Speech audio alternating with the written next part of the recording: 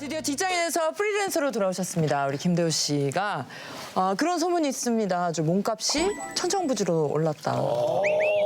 이런 얘기가 많아요. 그러니까 아나운서 뭐 그렇죠. 그러려고 나간 건데요. 직장인이 아니니까. 근데 뭐 저 개인적으로 출연료 같은 경우에는 뭐 그냥 쉽게 말씀드리면 편차는 좀 있지만 100배에서 150배 사이. 네, 그 정도. 네네. 전보다는 좀 많이 아니 뭐 올랐습니다. 시가대로 받는 거니까. 그렇죠, 그렇죠. 예. 저 계약금에 대해서 발언하신 게 있는데 직장 생활할 때 만져볼 수도 없던 금액이라고 하셔서 이게 좀 소문이 뻥튀기가 된 건지 아니면 아니, 뭐 이게 그게 이제 제가 안영미 씨 2시에 데이트 나갔을 때 말씀드린 건데 물론 이제 직장인으로서는 굉장히 만져보기도 힘들고 그죠. 과연 이 돈이 내가 평생에 볼 수 있는 단위인지는 굉장히 놀랐지만 뭐 그렇다고 해서 여러분 많은 분들이 생각하는 뭐 엄청나게 많은 금액은 아닌 것 같아요. 얼마 받으시는 거예요?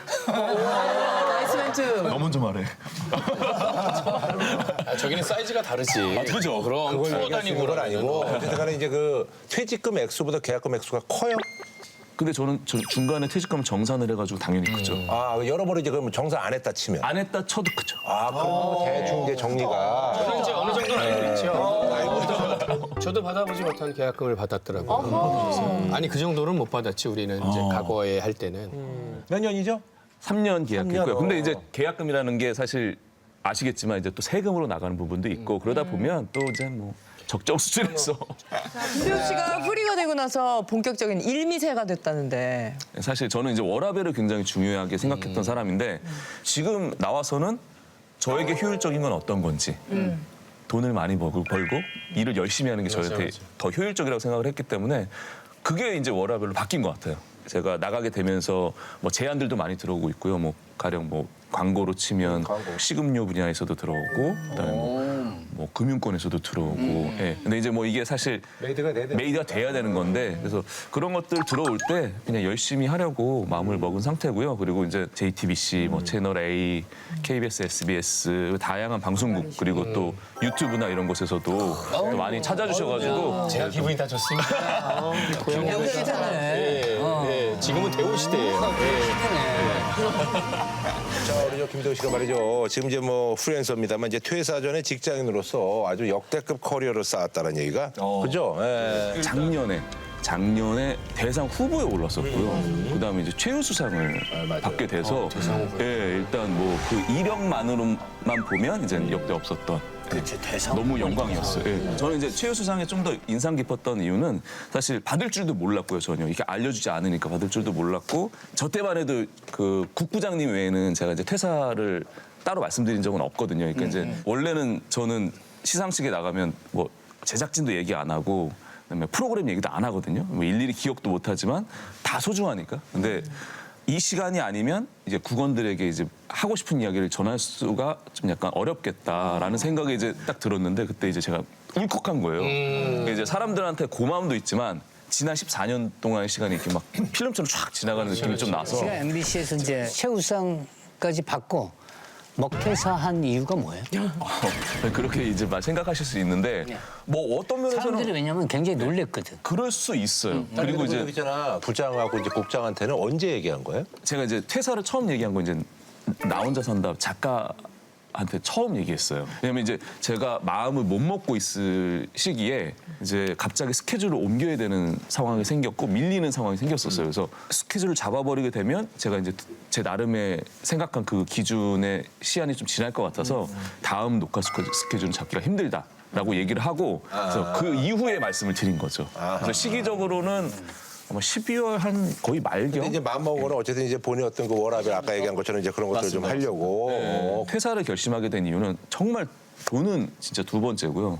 제가 좀 국원들이나 회사에 부채의식이 좀 있었어요. 그냥 내가 회사에 최대한 해줄 수 있는 건 다 해야 되겠다라는 생각에 1년, 2년을 갈아 넣었다고 생각을 하고 마지막 스포츠는 사실 저는 스포츠는 평소에 이렇게 관심도 없었는데 근데 이제 아나운서국에 뭐 중계를 한번 해주면 또 도움이 될 것 같다라는 말씀을 하셔서 제 입장에서는 조금 어렵지만 해보겠습니다라고 했고 근데 그게 끝나고 나니까 마음이 편안해지면서 할 일은 다 했고 이제 나는 뭐하지? 라는 생각에 이제 그런 결정을 하게 된 무슨 거예요. 얘기인지 알겠네요. 아니 그래서 그 MBC를 이제 그만둔 이유가 올림픽 때문에 이제 사실 이제 직접적인 계기가 됐다라는 게. 네네네. 제가 첫 올림픽 중계였어요. 단 한 번도 해본 적이 없고 그동안 근데 한 십몇 년 있으면서 한 번도 안 시켰나? 제가 안 한다고.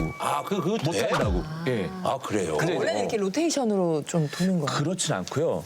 이제 지원자를 보통 많이 받아요. 왜냐면 스포츠 좀 관심 있는 사람이 있죠. 그쪽에. 많이 하지. 특히나 이제 스포츠 같은 경우에는 종목이 우리가 아는 인기 있는 구기 종목이나 이런 대표 종목 외에도 많어. 굉장히 많아요. 그래서 한 아나운서 한 명당 만약에 올림픽이 시작하면 많게는 4개, 5개까지를 소화를 해요. 많이 해야 되는데. 그래서 이제 제가 여태 여러 가지 뭐 티저도 하고 중계만큼은 민폐가 될 것 같다는 생각이 있어서 좀 약간 거부를 했었는데 이제 계속해서 이제 아나운서국과 스포츠국에서 이제 요청을 해서 그럼 난도가 좀 덜한 종목을 해보는 건 어떻겠냐라고 이제 여쭤봤었는데 아니다.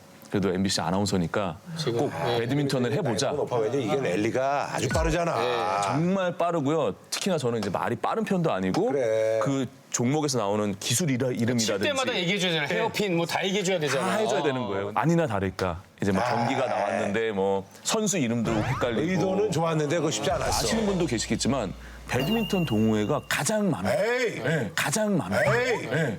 그게 저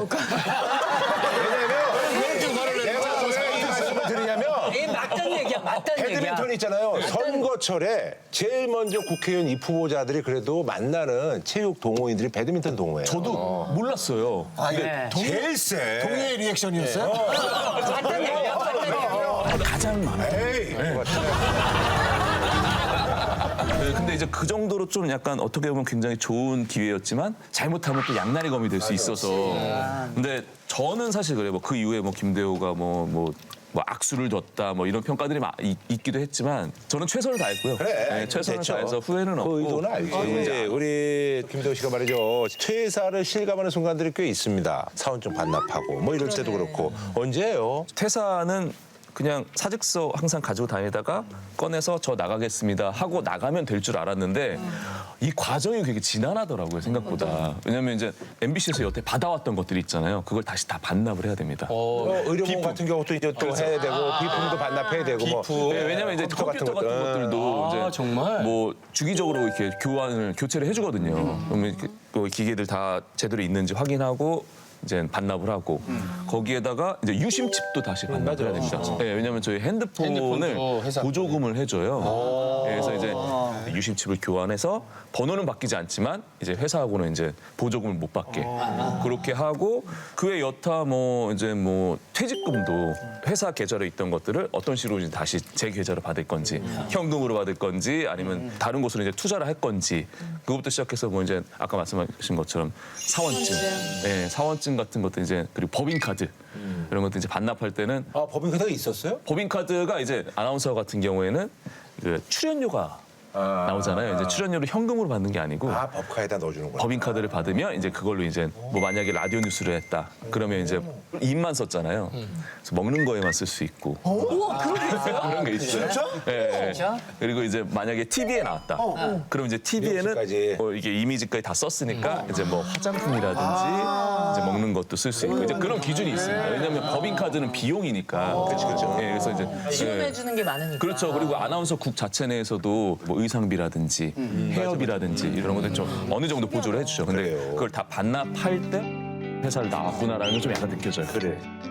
요즘 전 직장인 MBC의 대우가 달라졌다라는 얘기를 하셨어요. 좋아진 거야, 나빠진 거야? 아유, 궁금하네. 일단 떨어졌다는 얘기는 들어올 때 이제 사원증을 제가 반납을 했잖아요. 그래서 이제 그 이름 그리고 전화번호까지 다 적고 왜 찾아왔는지도 다 적고. 예. 근데 이제 그런 거는 이제 약간 좀 불편한 점인데 좋아진 건 어쨌든 제가 직장 생활을 14년 동안 했잖아요. 근데 항상 그런 느낌이었거든요. 이렇게 일 끝나고 집에 들어와서 이렇게 침대에 누우면 불을 다 꺼도 뭔가 TV가 방금 꺼진 느낌.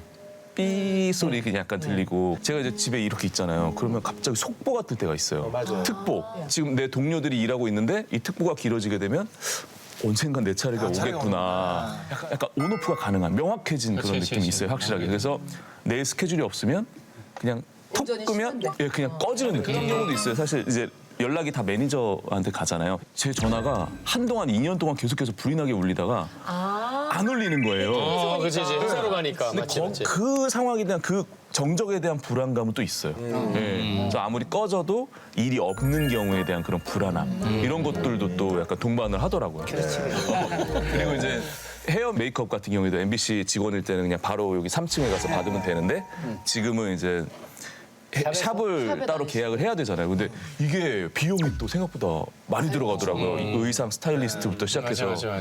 저는 이제 제작진에 말씀드려가지고 헤어 메이크업은 다 MBC에서 받게 뭐 돈도 아낄 겸 그리고 더 잘해주시니까 여기서 받는 거 그런 차이가 좀 이게 있어요. 되게 중요한 게 이런 친구가 청담 샵에 잘못 들여놨다가 맞들리잖아요. 헤어날 수가 없어요. 그러면. 예. 전현무 씨는 저 매니저 콩수 받는 줄 모르겠어요.